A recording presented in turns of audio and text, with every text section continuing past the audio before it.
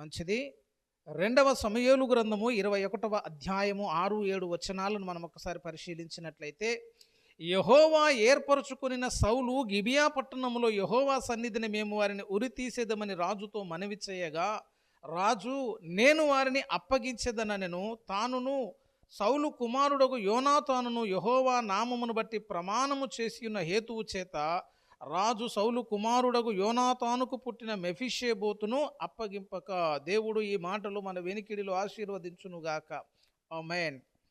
ప్రభునందు నాకు అత్యంత ప్రియులారా, చదవబడినటువంటి లేఖన భాగాన్ని మనం ఒకసారి పరిశీలించినట్లయితే, పరిశుద్ధాత్మ దేవుడు ఒక ప్రాముఖ్యమైనటువంటి అంశాన్ని మనకు జ్ఞాపకము చేస్తూ ఉన్నాడు. అనుదిన వాక్య ధ్యానములో భాగంగా పరిశుద్ధ బైబిల్ గ్రంథాన్ని మనం పరిశోధిస్తూ ఉన్నప్పుడు ఎన్నో శాస్త్రములను కూర్చున్నటువంటి అంశములు లేఖనాలు మనకు కనిపిస్తూ ఉంటాయి. తెరవబడిన కన్నులు దేవుని వాక్యం పైనటువంటి ఆసక్తిని బట్టి దేవుడు వాటిని మనకు చూపించడానికి ఇష్టపడతారు. బైబిల్లో ఎస్కటాలజీ ఉంది. ఎస్కటాలజీ అంటే రాకడను కూర్చున్నటువంటి శాస్త్రం. అంత స్పష్టంగా దేవుడు రాయించిన కూడా ఇవి మన కన్నులకు కనిపించవు. ఎందుకనంటే తెరవబడిన అనుభవం లేదు కాబట్టి. రాకడను కూర్చున్న వివరాలు కావాలని అంటే అటు దానియేలు గ్రంథాన్ని పరిశీలించాలా, ప్రకటన గ్రంథాన్ని ధ్యానించాలా, పరమగీతాన్ని ధ్యానించాలి.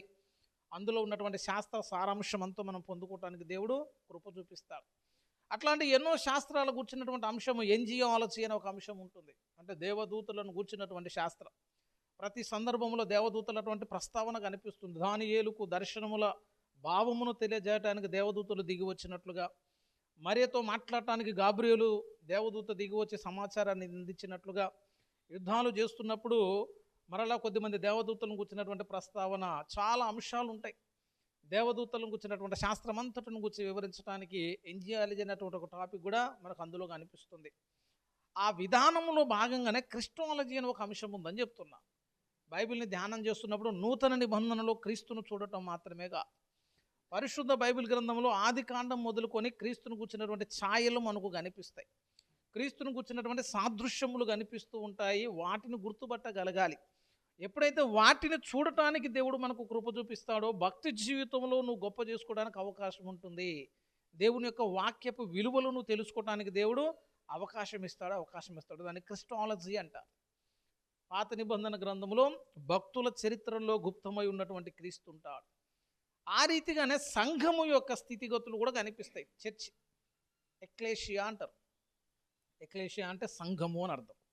ఎక్లేషియా అంటే బయటికి వచ్చినది అని అర్థం. ఎక్లేషియా అంటే ప్రత్యేకించబడినది అని అర్థం అన్నమాట. ఆ సంఘమును కూర్చున్నటువంటి ఛాయలు కూడా కనిపిస్తాయి. భక్తులను చూస్తున్నప్పుడు అతడు క్రీస్తుకు ఒక సూచన అనేది మనకు అర్థం కావాలి. బలులను చూస్తున్నప్పుడు ఆయన క్రీస్తుకు సూచన అని అర్థం కావాలి. మందిరాన్ని చూస్తున్నప్పుడు అది సంఘమునకు సూచన అని అర్థం కావాలి. అబ్రహామును చూస్తున్నప్పుడు తండ్రి అయిన దేవుడు చాలాసార్లు కనిపిస్తుంటాడు. ఆయన జీవితంలోనే దేవుని యొక్క తత్వం కనిపిస్తుంది. ఇస్సాకును చూసినప్పుడు చాలాసార్లు he is the foreshadow of the Christ, క్రీస్తుకు ఒక ముంగుర్తులాగా కనిపిస్తాడు. ఇర్మియాలో క్రీస్తు లక్షణాలు ఉన్నాయి, సొలొమోనులో క్రీస్తు లక్షణాలు ఉన్నాయి, యోనాలో క్రీస్తు లక్షణాలు ఉన్నాయి. భక్తుని యొక్క జీవితాన్ని ధ్యానం చేస్తున్నప్పుడు భక్తుని యొక్క చరిత్రతో పాటు పరిశుద్ధాత్మ దేవుడు నీకు తెలియజేయడానికి ఇష్టపడ్డ క్రీస్తునాథుని యొక్క చరిత్రను కూడా గుర్తుపట్టగలగాలి. ప్రతి పుస్తకంలో మీరు రూతు గ్రంథం చూస్తే అందులో క్రీస్తుకు సూచన, పరిశుద్ధాత్మకు సూచన, యేసయ్యకు సూచన, చాలా అంశాలు అట్లా కనిపిస్తాయి. అలా పరిశోధనాత్మకంగా వాక్యాన్ని ధ్యానం చేస్తున్నప్పుడే వాక్యాన్ని పరిశోధించినట్టు లెక్క, వాక్యాన్ని ధ్యానించినట్టు లెక్క. లేదండి నేను చదువుకుంటా పోతా అన్నవే అనుకో, అబ్రహాం చరిత్రతో ఏం ప్రయోజనం ఉండదు నీకు. గాంధీ చరిత్ర చదువుకున్నా ఒకటే, ఇంకేదైనా చరిత్ర చదువుకున్నా ఒకటే. దేవుడు అబ్రహాము చరిత్రతో పాటు నీకు కొన్ని విషయాలను తెలియజేయడానికి ఇష్టపడుతున్నాడు. అలానే సంఘము యొక్క చరిత్ర కూడా చాలా అంశాల్లో మనకు కనిపిస్తుంది. దాన్ని కూడా గుర్తుపట్టగలిగితే భవిష్యత్తు సంఘం యొక్క స్థితిగతులు ఏంటో మనం తెలుసుకోవటానికి ప్రభు కృప చూపిస్తాడు. మెట్టుకు ఏ అంశాన్ని తీసుకుని అందులో క్రీస్తు కానీ, సంఘము కానీ, పరిశుద్ధాత్మ కానీ, సాతాను కానీ ఏ అంశం ధ్యానం చేసిన, ఎస్తేరు గ్రంథాన్ని ధ్యానం చేయండి ఒకసారి. ఎస్తేరు గ్రంథంలో మొర్దెకై అనే వ్యక్తి ఉన్నాడు, ఎస్తేరు అనే వ్యక్తి ఉంది, అహష్వేరోషు ఉంటాడు. ఒక్కొక్క క్యారెక్టర్ అనమాట. అహష్వేరోషు అని అంటే ఆయన క్రీస్తునకు ఒక సూచన, ఎస్తేరు అని అంటే ఆమె సంఘమునకు సూచన, మీడియేటర్గా ఉన్నటువంటి మొర్దెకై పరిశుద్ధాత్మ దేవునికి సూచన. ఇంకొక వ్యక్తి ఉంటాడు, శత్రువు ఉంటాడు, వాడేమో సాతానుకు సూచన. ఆ విధానంలో చదివితే దేవుడు నీకు తెలియజేయటానికి ఇష్టపడుతున్న అంశాలన్నిటిని మనం తెలుసుకోవడానికి అవకాశం ఉంటుంది. సాతాను గురించి సపరేట్గా ప్రత్యేకంగా దేవుడు చెప్పడు, కానీ అందులో ఉన్నటువంటి ఆ వ్యక్తిత్వపు లక్షణాలను గమనించు. ఈ వ్యక్తిత్వము సాతానుదని మనం గుర్తుపట్టాలి. అదే రీతికి ఇప్పుడు మనం చదువుకున్నటువంటి మూలవాక్యాన్ని కూడా గమనిస్తే ఇందులో ఉన్నటువంటి మెఫీషేబోతు అనేటువంటి వ్యక్తి కనిపిస్తాడు. ఆ వ్యక్తి పడిపోయినటువంటి విశ్వాసికి సంఘమునకు ఒక చక్కని సూచనలాగా కనిపిస్తున్నాడు అని చెప్తున్నా. ఎంత పోలిక కనిపిస్తుందనంటే సంఘం యొక్క భవిష్యత్తు ఎలాగుంటుందో మెఫీషేబోతు జీవితాన్ని పరిశీలించినప్పుడు కూడా మనం గుర్తుపట్టవచ్చు. స్పష్టంగా సంఘమును గూర్చి రాయించినటువంటి మాటలు మెఫీషేబోతు జీవితంలో జరిగిపోతున్నాయి. మొట్టమొదటిగా నేపథ్యం గమనించాలి. ప్రసంగించేటప్పుడు కానీ ఏదైనా విషయాన్ని మనం పరిశీలన చేస్తున్నప్పుడు కానీ సందర్భానుసారంగా మాట్లాడటం అదొక ఉపదేశపు పద్ధతి. ఎప్పుడు ఈ సందర్భం దేని గురించి మాట్లాడుతుందనంటే 21వ అధ్యాయం ప్రారంభ వచనాలు చూడండి. దావీదు కాలమున 3 సంవత్సరములు విడవకుండా కరువు కలగగా దావీదు యెహోవాతో మనవి చేసెను, అందుకు యెహోవా ఇలాగూ సెలవిచ్చెను. ఒక్కొక్క అంశాన్ని తవ్వుతున్నప్పుడు చాలా అంశాలను అందులోంచి దేవుడు బయటకు తీసుకుని వస్తూ ఉంటాడు. మనం నేపథ్యం గురించి మాట్లాడటానికి అది చదివాం, కానీ ఇప్పుడు దాన్ని వివరించినాం అనుకో మళ్ళీ కొత్త అంశం వస్తుంది. అసలు దావీదు ఎటువంటి వాడంటే ప్రతి పరిస్థితికి దేవుని దగ్గరకు వచ్చేవాడట. కరువు వచ్చింది, దేనికి వచ్చింది కరువు అని మనం వదిలేసి దానికి ప్రత్యామ్నాయాలు మనం ఎదురు చూస్తాం. కానీ దావీదు ఈ కరువుకు కారణం ఏంటి అని దేవుని సన్నిధిలోకి వెళ్ళిపోయాడు. ప్రార్థనాపరుడు, దేవుని చిత్తాన్ని తెలుసుకోవాలని ఇష్టపడుతున్నటువంటి వాడు. 3 సంవత్సరాల కరువు కలగగా యెహోవా సన్నిధికి వెళ్ళి మనవి చేస్తున్నాడు. అందుకు యెహోవా ఇలాగూ సెలవిచ్చారు. అక్కడ ప్రారంభమైందట. అంటే నీ జీవితంలో జరుగుతున్న ప్రతి దానిలో ఉన్నటువంటి దేవుని చిత్తాన్ని, అది దేవుడు అనుమతించిందా లేక దేవునికి వ్యతిరేకంగా నీ జీవితంలో పాపం వలన కలిగిందా తెలుసుకొని ముందుకు సాగిపోయేటువంటి ఒక మంచి లక్షణం దావీదు జీవితంలో మనకు కనిపిస్తూ ఉంది. దావీదు ప్రార్థన చేశాడు, దేవుడు సమాధానం ఇచ్చాడు. విచిత్రం ఏంటో తెలుసా? మనం చేసినటువంటి పాపం మనతోటే బోదు అట బైబిల్ చెప్తున్నటువంటి మాట. ఎందుకు ఈ కరువు వచ్చిందనంటే సౌలు యొక్క కుటుంబమును బట్టి వచ్చిందట. సౌలు బతుకున్నప్పుడు, అధికారముతో ఉన్నప్పుడు, రాజుగా ఉన్నప్పుడు గిబియోనులు అనేటువంటి ఒక జాతి ఉంది. ఆ జాతి వారి పట్ల సౌలు ప్రవర్తించిన తీరు చాలా చిత్రముగా ఉంది. ఒకసారి మీరు 4వ వచనం చూడండి. 3వ వచనం చూద్దాం. రాజుకు దావీదు గిబియోనీయులను పిలువనంపి, నేను మీకేమి చేయగోరుదును? యెహోవా స్వాస్థ్యమును మీరు దీవించున్నట్లు దోష నివృత్తికై దేని చేత నేను ప్రాయచిత్తము చేయుదునని వారిని అడుగగా కారణం చూడండి. మొదటి వచనం చూద్దాం ఒకసారి. దావీదు కాలంన 3 సంవత్సరములు విడవకుండా కరువు కలగగా దావీదు యెహోవాతో మనవి చేసెను, అందుకు యెహోవా ఇలాగూ సెలవిచ్చెను, సౌలు గిబియోనీయులను హతము చేసెను గనుక అతనిని బట్టియు నరహంతకులకు అతని ఇంటి వారిని బట్టియు శిక్షగా ఈ కరువు కలిగెను. సౌలు పోయిందండి, కానీ సౌలు చేసిన పాపం పోలే. శిక్ష వచ్చిందట. ఎవరిని బట్టి వచ్చిందట? సౌలును బట్టి. సౌలు కుటుంబం మీదకి ఇప్పుడు శిక్ష వచ్చింది. మనతోటి అయిపోద్దని అనుకోవటానికి లేదు. నీ జీవితాన్ని బట్టి, నీ పాపాన్ని బట్టి, గిబియోను ఎడల సౌలు ప్రవర్తించిన తీరును బట్టి దేవుడు ఇప్పుడు కరువును పంపాడట. దావీదు అడుగుతున్నాం, సౌలు చేసిన పాపానికి ఇప్పుడు ఏం చేయాలి ప్రభువా దోష నివృత్తికి అంటే అది పోయి గిబియోనీలనే అడగమన్నాడట. ఆ గిబియోనీలతో మాట్లాడితే వాళ్ళు అంటున్నారు ఒక చిత్రమైనటువంటి మాట. వెండి బంగారములను వారు అడగట్లేదట.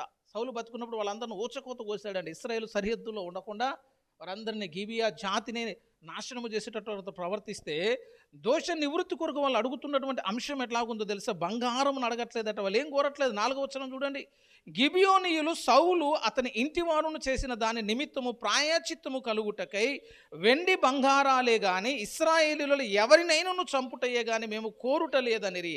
అంతటా దావీదు, మీరేమి కోరుదురో దాన్ని నేను మీకు చేయుదనగా వారు మాకు శత్రువులై మమ్ము నాశనము చేయుచు ఇశ్రాయేలుల సరిహద్దులో ఉండకుండా లయమగునట్లు మాకు హాని చేయ ఉద్దేశించిన వాని కుమారులలో 7 అప్పగించమాట.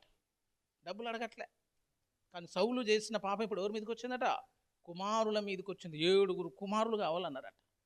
సౌలుకు పుట్టిన ఒక 7 కుమారులను మాకు అప్పగించం, ఏం చేస్తామంటే వాళ్ళని బహిరంగంగా ఉరిదీసి ప్రాయచిత్తం చేస్తామని చెప్పారట. అప్పుడు కానీ కరువు ఆగదట. అసలు సౌలు పోయిందండి, కానీ ఇప్పుడు ఎవరి మీదకి వచ్చింది శిక్ష? ఆ సౌలు యొక్క కుమారుల మీదకి వచ్చింది.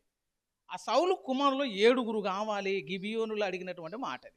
సౌలు కుమారుల్లో దావీదుకు బాగా పరిచయం ఉన్నవాడు ఎవరంటే మెఫీషేబోతును. ఇప్పుడు అందులో ఆ 7 ఇప్పుడు ఎవరిని కూడా అప్పగించాలా? మెఫీషేబోతును కూడా అప్పగించాలి అసలు. కానీ ఆ చక్కని మాట 7 చూడండి. ఇప్పుడు తానును సౌలు కుమారుడకు యోనాతానును యెహోవా నామమును బట్టి ప్రమాణము చేసి ఉన్న హేతువు చేత రాజు సౌలు కుమారుడకు యోనాతానుకు పుట్టిన మెఫీషేబోతును అప్పగించక. అది అంశం. ఇక అసలు అసలు ఎప్పుడు అని అంటే అతడు ఉరికి పాత్రుడు. సౌలు కుడుపున పుట్టినందుకు అతడు చచ్చిపోవాలి. ఇప్పుడు అసలు దావీదే అప్పగించాలి కానీ తీర్పులోనికి రాకి ఇప్పుడు మెఫీషబోతుని ఏం చేశాడు? ఇక తప్పించాడు. నీ జీవితం నా జీవితం మెఫీషబోతుకు ఒక చక్కని సూచన అని చెప్తున్నా. మెఫీషబోతు ఎవరు అంటే సౌలుకి మనవడు, సౌలుకు ఒక కొడుకు. ఆ కొడుకులాగా ఉన్నటువంటి వాడు దావీదుకి ఏమైపోతాడో తెలుసా? దావీదుకి ఏం కావాలనంటే శత్రువై ఉండాలి. ఎన్ని పోలికలు కనిపిస్తాయి చూడండి. మెఫీషబోతులో నీవు నేను కనిపిస్తావు. మెఫీషబోతులో సంఘ భవిష్యత్తు కనిపిస్తుంది. అసలు మెఫీషబోతు ఎటువంటి వాడనంటే సౌలు కుటుంబంలో నుంచి వచ్చాడట. యోనాతాను కుమారుడు. సౌలుకేమో కుమారుడుగా యోనాతాను ఉన్నాడు. యోనాతానుకు పుట్టిన కుమారుడేమో మెఫీషబోతు. రాజులు సహజంగా చేసేటువంటి పని ఏంటో తెలుసా? ఎప్పుడైతే రాజ్యం అధికారంలోనికి వస్తుందో మొట్టమొదటిగా రాజు చేసే పని ఏంటంటే శత్రువుల శేషం ఏదైనా ఉందేమో పరిశీలన చేసి ఆ శత్రు శేషం మొత్తాన్ని కూడా సమూలంగా నాశనం చేసేస్తారు. ఏ ఒక్కన బతకనియరు. ఎందుకంటే మళ్ళీ తర్వాత వాళ్ళు మన మీదకి యుద్ధానికి వచ్చే అవకాశం ఉంటుంది. ప్రతి రాజు చేస్తారు. దావీదు కాలంలో కూడా శత్రువులందరినీ చంపి సొలొమోను కాలం వచ్చేసరికి వాళ్ళందరికీ సమాధానం ఇచ్చాడు. ఏ రాజు మళ్ళీ సొలొమోను మీద యుద్ధం చేయొద్దు. ఫిలిస్తీన్లను సంహరించాలి, అమోరీలను సంహరించాలి, అందరిని సంహరించేసేయాలి. అట్లా దావీదు శత్రు సమూహం అంతటిని కూడా సంహరించుకుంటూ వచ్చాడు. ఇప్పుడు దావీదు రాజైన తర్వాత దావీదు కూడా వెతుకుతున్నాడు. ఎవరి కోసం వెతుకుతున్నాడు? సౌలు కోసం వెతుకుతున్నాడట. సౌలు సంబంధికుల కొరకు వెతుకుతున్నాడు. దేని కొరకు అంటే సౌలు చేసిన పాపమును బట్టి శిక్షించడానికి కాదు. యోనాతానికి ఇచ్చిన మాటను బట్టి 2 సమూయేలు గ్రంథం 9వ అధ్యాయాన్ని గమనించండి. 9వ అధ్యాయము 1వ వచనములో యోనాతానును బట్టి నేను ఉపకారము చూపుటకు సౌలు కుటుంబంలో ఎవడైనా కలడని దావీదు అడిగెను. దావీదు యొక్క ఆలోచన ఎట్లుందంటే సౌలు కుటుంబీకులు కావాలి, యోనాతాను సంబంధికులు కావాలి. ఎందుకంటే వారికి ఉపకారము చెయ్యాలి. నీకు యోనాతాను స్నేహితుడుగా కనిపిస్తున్నాడు కానీ యోనాతాను కన్నా సౌలు నీకు శత్రువుగా అది గుర్తుపట్టట్లే. దావీదు ఆ కోపాన్ని బట్టి ఏం చేయాలంటే మెఫీషబోతును కూడా చంపేయాలి, యోనాతాను సంబంధులను చంపేయాలి, సౌలు సంబంధులను చంపివేయాలి. కానీ ఉపకారమును మరచుట క్రైస్తవుని పద్ధతి కాదని చెప్తున్నారు. చక్కని మాట. దావీదు ఒక మాట రాస్తాడు, కీర్తన రాస్తాడు, అనుభవంగా రాస్తాడని చెప్తున్నాడు. గుండెలోకి ఎప్పుడు పోతుంది తెలుసా పాటలు? అనుభవపూర్వకంగా వాడితే, అనుభవపూర్వకంగా రాస్తే పోతాయి. దావీదు అంటాడు, యెహోవా చేసిన ఉపకారములలో దేనిని మరొకము. ఎందుకు ఆ మాట అంటున్నాడంటే దావీదుకు దేవుడు ఎన్నో మేలులు చేశాడు. ఆయన మేలులు చేసే దేవుడు. దావీదు మేలులను జ్ఞాపకము చేసుకునేటువంటి దేవుడు. ఆయన చేసిన ఉపకారములలో దేనిని మరవకు. దేవుడు చేసిన మేలును మరవని దావీదు యోనాతాను చేసిన మేలును కూడా ఉపకారాన్ని కూడా గుర్తుపెట్టుకుని ప్రత్యుపకారముగా నేను ఉపకారము చూపుటకు ఎవడైనా నువ్వు కలడా అని ఆ యొక్క యోనాతాను సంబంధులను వెతకటం మొదలుపెట్టాడట. వాస్తవంగా శత్రువే. నాకు తెలిసి మెఫీషబోతును పిలిచినప్పుడు మెఫీషబోతు చాలా భయపడతాడని చెప్తున్నాను. ఎందుకంటే పిలిచి చంపేస్తారు, ఇంకొక అవకాశం ఉండదు. కొన్ని తరముల శత్రుత్వం ఉందని చెప్తున్నాను. దావీదు కుటుంబానికి సౌలు కుటుంబానికి ఎంతో శత్రుత్వం ఉంది. అట్లాంటి స్థితిలో ఒక శత్రువు అయి ఉండగా, ఆ శత్రువు అయి ఉన్నటువంటి వాడు రాజు అయినటువంటి దావీదు ముందు నిలిచేటువంటి స్థితి వచ్చింది. ఒక శత్రువు దావీదు ముందుకు వచ్చాడు. నీవు నేను కూడా ఎవరో తెలుసా? రోమపత్రిక ప్రకారం మనం ఇంకను శత్రువులమై ఉండగానే, ఒకసారి ఆ మాట కూడా గమనించండి. మెఫీషబోతు కూడా ఒక శత్రువు యొక్క కుమారుడులాగా మనకు కనిపిస్తున్నాడు. రోమీలకు రాసిన పత్రిక మనం ఒకసారి గమనించినట్లయితే, ఏలయనగా మనమింకను బలహీనులమై ఉండగా చనిపోయాను.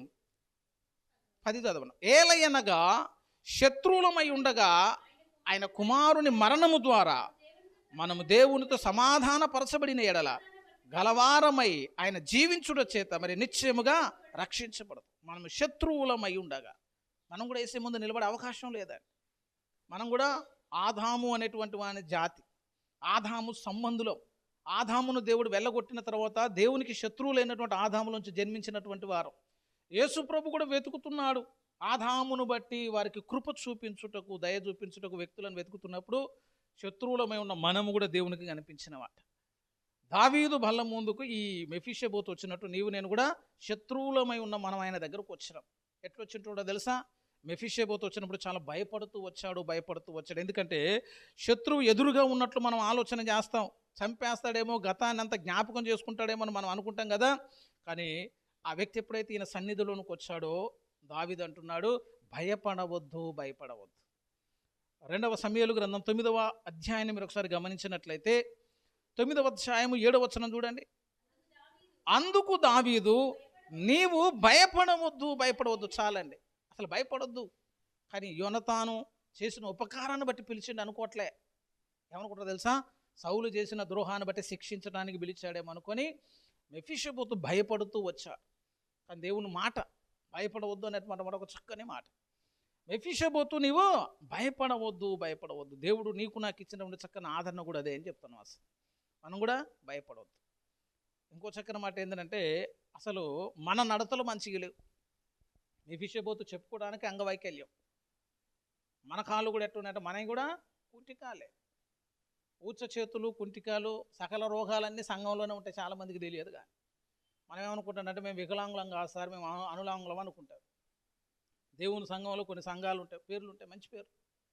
ఊర్లో కూడా మీరు ఒకసారి చూస్తే వికలాంగుల కాలనీ ఉంటుంది, చూసారా? ఇన్నర్ ఎప్పుడైనా వికలాంగుల కాలనీ అని ఒక ఊరు, అట్లా ఆ ప్రాంతంలో ఒక పట్టణంలో ఆ పక్కన దానికి ఆ పేరు పెడతారు. ఇక మనం ఏమనుకుంటాం, మేము అన్నీ మంచిగానే ఉన్నాం అనుకుంటాం కదా. అసలు సంఘానికి పేరు పెడితే ఒక పేరు పెట్టవచ్చు, వికలాంగుల సంఘం అని పెట్టవచ్చు. ఎందుకంటే మనకు అన్నీ ఉన్నాయని మనం అనుకుంటున్నాం కదా. మనలో చాలామందికి కళ్ళు కనిపించవు, చాలామందికి చేతులు చక్కగా ఉండవు, చాలామందికి కాళ్ళు చక్కగా ఉండవు, కొంతమందికి నడుమే వంగిపోయిందట. ఇవన్నీ ఆత్మ సంబంధమైన రోగాలు అని చెప్తున్నాం. నడుము బలమునకు సూచన. దేవుని కొరకు బలంగా పరిగెత్తి పనిచేసే వాళ్ళని నడుము నిలబడ్డ వాళ్ళని అంటాం మనం. ఒక ఆమెకు 18 సంవత్సరాలతో నడుము వంగిపోయిందట. ఆమె ఏం పని చేసిద్దండి? నడుము వంగిపోయినా పెద్దగా ఏం పని చేయడం లేదు, కూర్చొని ఉండడం తప్ప పెద్ద పని చేసే అవకాశం ఉండదు. మనం కూడా నడుము వంగిపోయిన వాళ్ళమని ఎట్లా తెలుస్తుందని అంటే, అసలు నువ్వు దేవుని కొరకు పరిగెత్తే విధానాన్ని బట్టి తెలిసిపోతుంది. నీకు నిజంగా దేవుని కొరకు బలమైన కార్యములను చేస్తున్నావా, దేవుని దండులో నువ్వు ఉన్నవా లేదా తెలిస్తే, నువ్వు నడుము వంగిన స్థితిలో ఉన్నవా, నిఠారుగా నిలబడిన స్థితిలో ఉన్నవా తెలిసిపోతుంది. అప్పుడు మనం నడుము వంగినటువంటి 18 ఏళ్ళ నుంచి ఆమె కన్నా తెలిసింది. కానీ తర్వాత మనకి ఇప్పుడు 18 కనుక చాలా సంవత్సరాలు అయింది. మనం తెలుసుకునేసరికి, ఆ రోగం తెలుసుకునేసరికి చాలా కాలం అయిపోద్ది. దేవుణ్ణి చూడగలిగిన కన్నులు ఉండాలా, వాక్యంలో చాలా లోతైన విషయాలను పరిశీలించగల కళ్ళు ఉండాలా. దావీదు అంటాడు, నీ ధర్మశాస్త్రమందు ఆశ్చర్యమైన కార్యములను చూచున్నట్టు నా కన్నులను తెరువుము. కన్నులు మూయబడిన స్థితిలో మనం చాలామంది ఉంటామని. ఊచ చేతులు అంటే దేవుని కొరకు పని చేయలేరు, దేవుని కొరకు ఇయ్యలేనటువంటి వారు, దేవుని కొరకు పరిగెత్తలేనటువంటి పాదాలు కలిగినటువంటి వారు ఉంటారు. వీళ్ళందరూ ఎవరనంటే దేవుని సంఘములో వికలాంగులు అన్నమాట. దేవుడు ఎట్లాంటి సంఘాన్ని కోరుకుంటాడంటే అనునాంగులుగా ఉండేటువంటి సంఘం కావాలి. అన్ని అవయవాలు పని చేస్తూ ఉండాలి, వాళ్ళనే సంపూర్ణులు అని పిలుస్తామండి. హెబ్రీ పత్రికలో వయసు వచ్చిన వారు అనగా సాధకము చేయబడిన జ్ఞానేంద్రియములు గలవారు అని చెప్పాడు. చక్కని మాట. అవయవాలన్నీ ఉండాలి, అవయవాలన్నీ పని చేస్తూ ఉండాలి దేవుని కొరకు. ప్రతి విషయంలో కూడా నీ పాదాలు పరిగెత్తి సమాధాన సువార్త వలనైన సిద్ధ మనసు. సువార్త ప్రకటించే వారి పాదాలు ఎంత రమ్యమైనవి అని అంటాడు. సువార్త ప్రకటిస్తే నువ్వు నిజంగా పాదాలు ఉన్నట్టు, కాళ్ళు ఉన్నట్టు లెక్క. అసలు వాడెవడో మొండి కాళ్ళు వేసుకుని గుడి ముందు కూర్చున్నట్టు ఉంటుంది మంద గుడికి. అసలు దేవుని కొరకు నువ్వు పరిగెత్తకపోతే నీకు పాదాలు ఉన్నట్టుగా, దేవుని కొరకు నువ్వు చేతులు పని చేయకపోతే చేతులు ఉన్నట్టుగా. చూడాలా, దైవస్వరాన్ని వినాలి, అన్ని రీతులుగా అవయవాలు కలిగినటువంటి అనుభవంలోనికి మనం రావాలి. మెఫీషోబెతు చూడటానికి శారీరకంగా కుంటివాడు, కానీ ఆ కుంటివాణి పోలినటువంటి జీవితంలో చాలామంది మనం కూడా ఉంటామని చెప్తాను. మనం కూడా బోం. యెరూషలేము బారిపోయినప్పుడు, యెరూషలేమును విడిచి దావీదు బారిపోయినప్పుడు చాలామంది పోలే. అందులో మెఫీషోబెతు కూడా పోలే, ఎందుకంటే కాళ్ళు లేవు కాబట్టి పోలే. కానీ కాళ్ళు ఉన్న చాలామంది పోలేదు. అట్లనే దేవుడు అడుగు జాడల్లో మాదిరిలో మనం కూడా నడవకపోతే, ఆ అడుగు జాడలో పరిగెత్తకపోతే మనల్ని కూడా దేవుడు కూడా వికలాంగుల కిందనే లెక్కేస్తాడు అని చెప్తున్నాం. మనం అనునాంగులముగా ఉండాలి. అందుకే యాకోబు చక్కని మాట అంటాడు. మొదటి అధ్యాయం యాకోబు పత్రికకు చూస్తే, యాకోబు రాసినటువంటి పత్రిక మొదటి అధ్యాయాన్ని మీరు ఒకసారి గమనించినట్లయితే 4 చూడండి.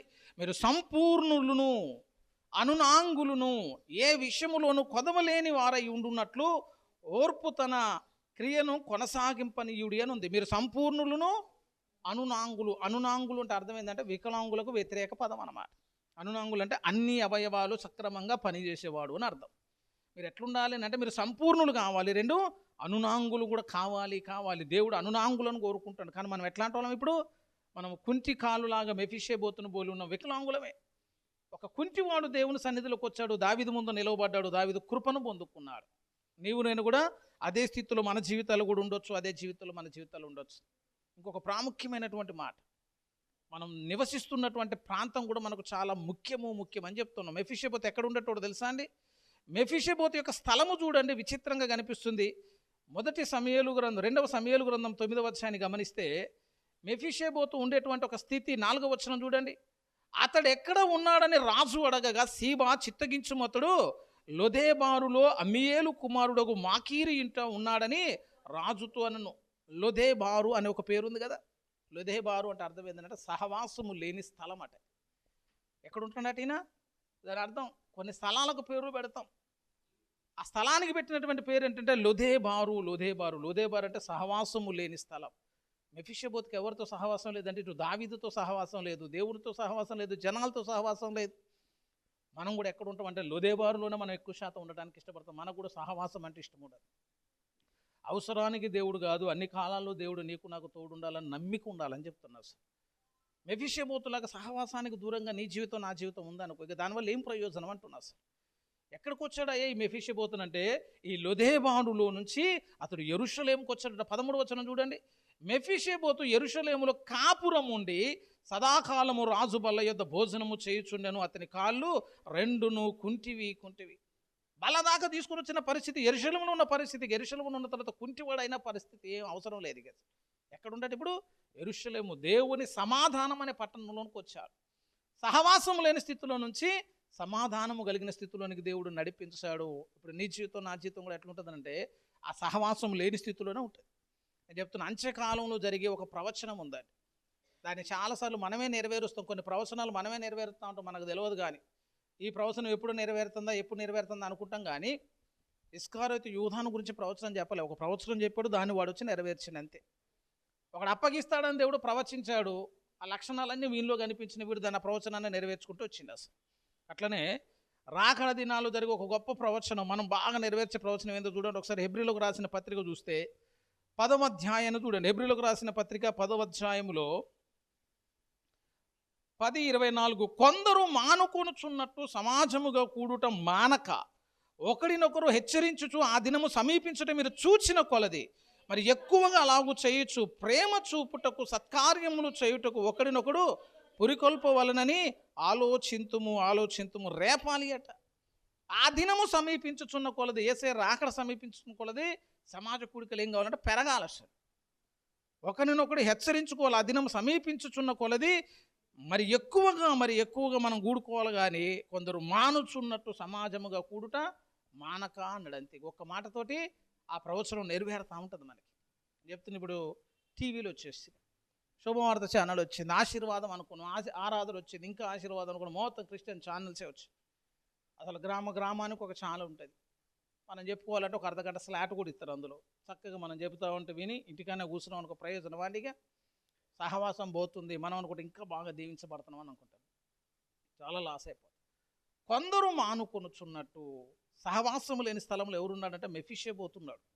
కానీ ఆ మెఫీషోబెతు సహవాసం లేని స్థితిలో నుంచి దావీదు వాళ్ళు ఎక్కడికి వచ్చినప్పుడు యెరూషలేము అంటే దేవుని నివాస స్థలం, యెరూషలేము అంటే దేవుడు ఉండేటువంటి చోటు, యెరూషలేము అంటే సమాధానము కలిగినటువంటి పట్టణం. అప్పటిదాకా మెఫీషోబెతుకు సమాధానం లేదు. ఎందుకంటే ఎవరికైనా తెలుస్తుంది శేషం అనేటోడు ఇంకా మిగిలే ఉన్నాడు, సౌలు కుటుంబీకుడు అండి ఇతడు. ఆ మాట ఒక్కసారి తెలిసిందా మళ్ళీ రాజు వచ్చి మెఫీషోబెతుని చంపేశారు. ఎప్పటికైనా ప్రాణాలు అరచేతులు పెట్టుకుని మెఫీషోబెతు బతుకుతా ఉన్నాడు. దావీదు ఎప్పుడు వస్తాడో తెలియదు, దావీదు సంబంధులు ఎప్పుడు వస్తారో తెలియదు, ఎప్పుడు వచ్చి మెఫీషోబెతును చంపుతారో తెలియదు. ఇంకా సమాధానం ఎక్కడదా అని ప్రాణాలు అరచేతులు పట్టుకొని ఉన్నాడు, సమాధానం లేని స్థితిలో ఉన్నాడు. కానీ యెరూషలేమే వచ్చినానికి ఇప్పుడు ఎవరు ముందు ఉన్నాడు? ఇక దావీదు ముందే కూర్చున్నాడు. ఇంకెవరు చంపుతాడు ఆయన? అసలు ఇంకెవరు చంపేటోళ్ళు? ఎందుకంటే శత్రువుకి ఏం దొరికిందంటే ఇప్పుడు సమాధానము దొరికింది, దేవుని సన్నిధిలో చోటు దొరికింది. మెఫీషోబెతు కుంటి కాళ్ళ వాడు అని ఎందుకు చెప్తున్నంటే అసలు బల్ల యొద్దనే ఉన్నావు, యెరూషలేములోనే ఉన్నావు, దావీదు దగ్గరే ఉన్నావు, నీకు కుంటి కాళ్ళైన ఇప్పుడు సమస్య లేదు, నీకే నష్టం కూడా కలిగి ఉండే అవకాశం లేదని చెప్పడానికి. అన్నిటికంటే ప్రాముఖ్యంగా ఒక గొప్ప శిక్ష నుంచి మెఫీషోబెతును దేవుడు తప్పించేసిందని చెప్తున్నాం. సౌలు కుటుంబీకులు 7గురిని కోరుకున్నప్పుడు అందులో మెఫీషోబెతు రాలే. ఎందుకు రాలేదనంటే దావీదు కృప పొందుకున్నాడు కాబట్టి, దావీదు అతన్ని క్షమించాడు కాబట్టి, ఉపకారాన్ని చూపాడు కాబట్టి ఆ 7గురి స్థానంలో ఈయన కూడా వెళ్లకుండా దేవుడు అతన్ని కాపాడాడు. నీ జీవితం నా జీవితంలో కూడా దేవుడు నేను తీర్పులోనికి రాక ఏం చేస్తాడంటే ఇప్పుడు తప్పిస్తాడు. ఆదాము సంతానం పాప జీవితం నీది నాది ఉన్నప్పుడు నువ్వు నరకానికి పాత్రలో కాదండి, నువ్వు శత్రువు అయి ఉండగా నీకెట్లా పరలోకం ఇస్తాడు దేవుడు? అసలు అయినా కూడా మెఫీషోబెతును తప్పించినట్టు దేవుడు నిన్ను నన్ను కూడా తప్పించేశాడు. చాలా ప్రాముఖ్యమైన అంశం ఏదంటే నిన్ను రాజకుమారుల్లో ఒకనిగా ప్రతిష్ఠించాడట. చివరి మాట చూద్దాం. 2వ సమూయేలు గ్రంథాన్ని మీరు ఒకసారి పరిశీలన చేసినట్లయితే 9వ అధ్యాయము, 2వ సమూయేలు గ్రంథం 9వ అధ్యాయములో తర్వాత నుంచి అతని జీవితాన్ని మీరు ఒకసారి జ్ఞాపకం చేసుకున్నట్లయితే 11వ వచనం, నా ఏలిన వాడగు రాజు తన దాసునికి ఇచ్చిన యాజ్ఞ అంతటి చొప్పున నీ దాసుడు నేను చేసేదనని సీబా రాజుతో చెప్పాను. కాగా మెఫీషేబోతు రాజకుమారులలో ఒకడైనట్టు రాజు బల్ల యొద్దనే భోజనము చేయుచుండే. మామూలు ఆస్తి సంపాదించుకోలేదండి. ప్రాణాలు పోతాయని అనుకున్నాడు ఈయన. ప్రాణాలు పోతాయని అనుకున్న వానికి దావీదు చూపిన కృప ఎంత గొప్పదనంటే అసలు సౌలుకి సంబంధించిన సొత్తు అంతా ఇచ్చేసిండాడు. 9వ వచనం చూడండి. అప్పుడు రాజు సౌలు సేవకుడైన సీబాను పిలువనంపి సౌలునకును అతని కుటుంబమునకు కలిగిన సొత్తు అంతటిని నీ యజమానుని కుమారునికి నేను ఇప్పించి ఉన్నాను. ఇస్తారా అండి? ప్రాణం పోయేటువంటి స్థితి, చచ్చిపోతానేమో అని మెఫీషేబోతు వచ్చాడు. కానీ ఏం పట్టుకొని వచ్చిందట? సౌలుకు కలిగిన సొత్తు అంతటిని సంపాదించుకున్నాడట. అదంతటిని అప్పగించి ఈయనని రాజులాగా పెట్టి సీబాను పనివాడిగా పెట్టి దాసులను ఏర్పాటు చేసి అతని భోజనం మాత్రం ఈ దావీదు బల్ల యొద్ద దొరుకుతుంది. అతడు యెరూషలేములోనే కాపురం ఉంటాడు. అతనికి ఒక భయం లేదు, ఆస్తి పోతుందన్న బాధ లేదు. ఎదురుగా దావీదే ఉన్నాడు, బల్ల యొద్దనే భోజనం ఉంది. ఇన్ని ధన్యతలు, ఇన్ని దీవెనలు పొందుకొని అతడు రాజకుమారుల్లో ఒకడైనట్టు ఉండేను. ప్రారంభమేమో శత్రు. ఆ శత్రు ఇప్పుడు ఎక్కడికి వచ్చాడంటే బల్ల యొద్దకు వచ్చి దావీదు ముందుండి రాజకుమారుల్లో ఒకడైనట్టు మిగిలిపోయాడు. ఇప్పుడు నీ జీవితం, నా జీవితం కూడా ఆదాము సంతానంగా మనం కూడా దేవునికి శత్రులమే. కానీ దేవుడు చివరిలో నీకు నాకు ఇచ్చే ఒక గొప్ప ఆధిక్యత ఏంటంటే జయించు వానిని నాతో కూడా నా తండ్రి సింహాసనమునందు కూర్చుండనిచ్చేదను. నువ్వు రాజు అయితేనే సింహాసనానికి యోగ్యుడు అవుతావు. మన బ్రతుకులు కూడా రాజుగా దేవుడు ముగించడానికి ఇష్టపడుతున్నారు. ఇన్ని పోలికలు ఉన్నాయి. ఇవన్నీ నూతన నిబంధనలకు వచ్చినాక అర్థమయ్యేవి కాదు. మెఫీషేబోతు జీవితంలోనే దేవుడు సంఘ భవిష్యత్తును అంతటిని చూపించిందని చెప్తున్నా. శత్రువైనా బాధపడాల్సిన పని లేదు. ఆ రోజు మెఫీషేబోతుకు కృప దొరికింది. దేవునికి మెఫీషేబోతు దూరస్తుడిగా ఉన్నాడు. దావీదుకు చాలా దూరం అన్నమాట. లొదెబారు అనేటువంటి ప్రాంతం. దావీదుకు దూరస్తుడైనా దేవుడు మరల అతన్ని ఆకర్షించాడు. విచిత్రం ఏంటంటే అసలు మెఫీషేబోతు రాలే, దావీదే కబురు పంపాడు. మనం కూడా రాము దేవుని దగ్గరికి. మనం ఎట్లుంటాం తెలుసా? దేవుడే పిలుస్తాడు యెషయా గ్రంథంలో, రండి మన వివాదమును పరిష్కరించుదాం. పిలుపు ఎవరి వైపు నుంచి వస్తుంది అంటే అటేమో దావీదు వైపు నుంచి వచ్చింది, ఇక్కడ నుంచేమో దేవుని వైపు నుంచి వచ్చింది. మనల్ని దేవుడు పిలిచాడు, పిలిచిన సహవాసానికి ఆహ్వానించాడు. యెరూషలేములో కాపురం ఉండేటట్లు దేవుడు కృప చూపించాడు. బల్ల యొద్దనే దేవుడు నీ భోజనాన్ని సిద్ధపరిచాడు. ఇంకా చక్కని మాట, రాజకుమారులో ఒకనిగా దేవుడు నిన్ను ప్రతిష్ఠించాడు. చివరిలో వచ్చే తీర్పు నుంచి కూడా దేవుడు నిన్ను తప్పించాడు. ఇవన్నీ సంఘానికి కనిపించేటువంటి లక్షణాలు. కానీ ఇవన్నీ ఎవరి జీవితంలో అయిపోయినాయి? ఇప్పుడు మెఫీషేబోతు జీవితంలోనే మనకు చక్కగా ఎన్ని కార్యాలను దేవుడు చూపించినట్లుగా మనకు కనిపిస్తుంది. ఆ బల్ల యొద్దకు ఎప్పుడైతే వచ్చాడో మెఫీషేబోతు జీవితంలో ఉన్న ప్రతి సమస్య, ప్రతి ఆపద, ప్రతి కష్టం, ప్రతి శ్రమని కూడా వదిలిపోయినాయి. ఎందుకంటే ఆయన బల్ల ముందుకు వచ్చిన కాబట్టి ఆయనకి ఏం లేదంటే ఇక తీర్పు లేదు. తాను ప్రమాణము చేసిన విధానాన్ని బట్టి ఆ 7 స్థలంలో ఈ మెఫీషేబోతు రాకుండా దేవుడు ప్రత్యేకించాడు. మెఫీషేబోతు జీవితం చదువుకున్నప్పుడు అది నీ చరిత్రను కూడా నువ్వు గుర్తుపట్టొద్దు. నువ్వు కూడా దైవ సన్నిధికి పోయేంత ధైర్యం మనకు లేదండి. దేవుని సన్నిధిలో పోవాలంటే చాలా ధైర్యంగా ఉండాలి. పాపలేని పరిశుద్ధ స్థితి ఉండాలి. దేవుడు నీతో నాతో మాట్లాడే మాట ఏంటంటే భయపడవద్దు.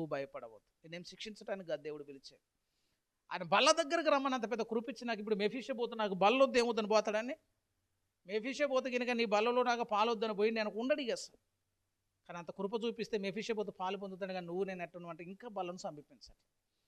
దేవుని విందులోనికి దేవుడు మనల్ని ఆహ్వానించాలంటే ఎన్నో మెట్లు దేవుడు దిగొచ్చిందని చెప్తున్నా. సార్ కృప చూపెట్టి నువ్వు దానికి యోగ్యుడవు కాదు, పాత్రుడు కాదు, అర్హుడవు కాదు.